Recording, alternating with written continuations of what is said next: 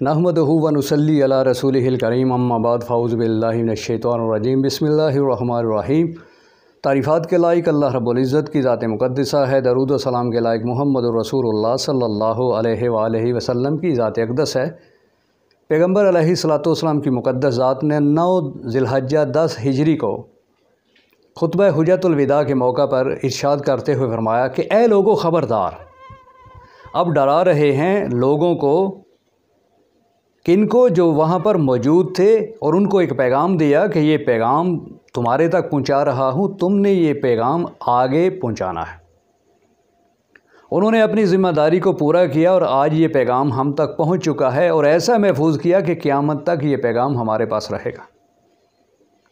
ख़बरदार किया कि ए लोगों ख़बरदार, जिस तरह आज का ये दिन हुर्मत वाला है, आज की ये जगह मक्का हुर्मत वाली है, आज का ये महीना हुर्मत वाला है, इसी तरह जिस तरह ये एक दलील दी जा रही है कि कितनी हुर्मत है मक्का की, कितनी हुर्मत है ज़ुल्हज्जा की, कितनी हुर्मत है इस दिन की, और कितनी हुर्मत है इस महीने की।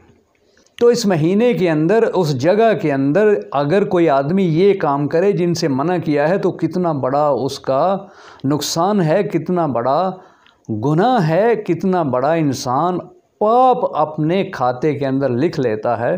तो इससे तशबीह देते हुए फरमाया कि ये जो मैं तुम्हें बताने जा रहा हूँ बातें, इनको आम मत समझना, ऐसे मत समझना कि ये मामूली चीज़ें हैं। ये बिल्कुल ऐसे ही है जैसे काबातुल्लाह के अंदर जो चीज़ें मना की हैं उनके ऊपर अमल करना, और इंसान मुजरम बनता है। काबातुल्लाह के बग़ैर भी किसी जगह पर भी ये अमाल करोगे तो तुम्हारे लिए बहुत बड़ा नुकसान है।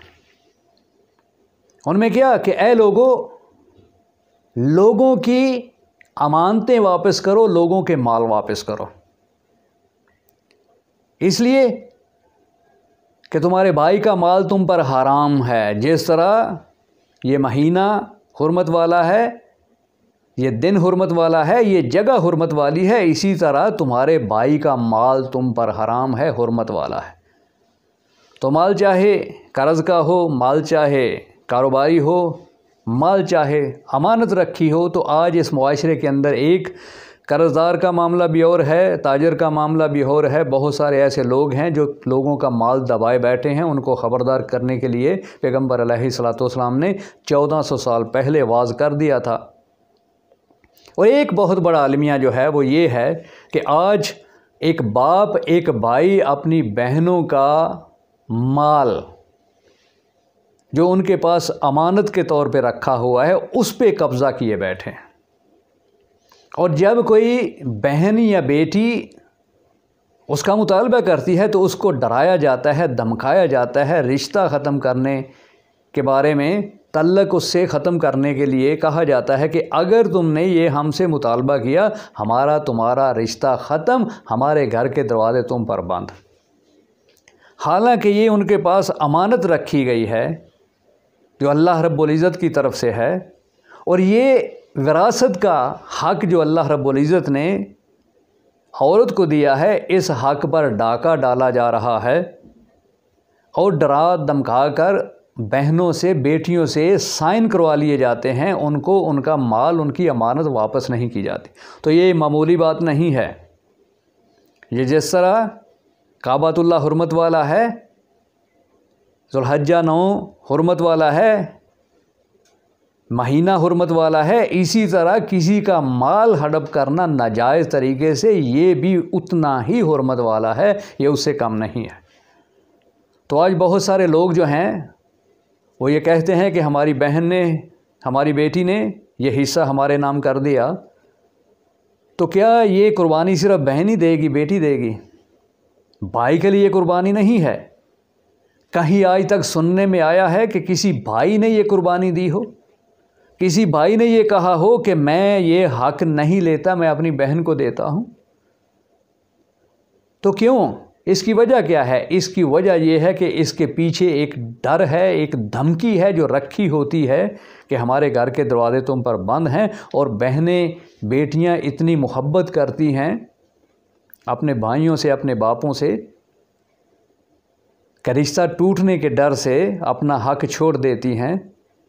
तो भाइयों के अंदर इतनी गैरत नहीं है कि वो ये समझें कि रिश्ते की क्या अहमियत है। यहाँ तो माल की अहमियत हो गई, यहाँ तो दौलत की अहमियत हो गई, रिश्ता तो गया, रिश्ते की क्या अहमियत रह गई। तो आइए मैं एक बात करता हूँ कि आए भाई जो हैं, मर्द जो हैं, वो भी इस मैदान में आएँ, वो भी अपना हक जो है वो बहनों के नाम करें।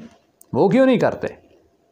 अगर बहनें करती हैं, बहनों के अंदर ज़्यादा जज्बा है कुर्बानी देने का, तुम्हारे अंदर नहीं है, तुम भी ये, लेकिन तुमने ये गज़ब कर रखा है, गासिब बने बैठे हो। अपने जो माल है, अपनी बहन का माल है, अपनी बेटी का, उस पे गासिब बने बैठे हो और ये हराम है तुम पे।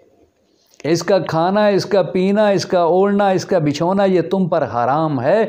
इसके बारे में तुमसे पूछा जाएगा, सवाल किया जाएगा, और ये अमानत है औरतों की जिसको तुम दबाए बैठे हो, इसके बारे में तुम्हें पूछा जाएगा। और मक्का के अंदर कोई हुर्मत वाले जगह पे कोई ऐसा अमल करता है जैसे उसकी सज़ा है वैसे ही इसकी सज़ा है, इसको मामूली मत समझिए।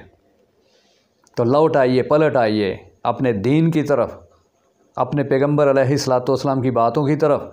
कानून वही है, ऐसा नहीं है कि 1400 साल पहले कानून और था, आज कानून और है, क़यामत के कानून और आएगा। ये दुनिया नहीं है, ये सियासत नहीं है कि एक आता है अपना कानून बनाता है, दूसरा आता है अपना कानून बनाता है, तीसरा आता है अपना कानून बनाता है। ये इस्लाम है, इसका एक ही कानून है और हर एक पे लागू होता है।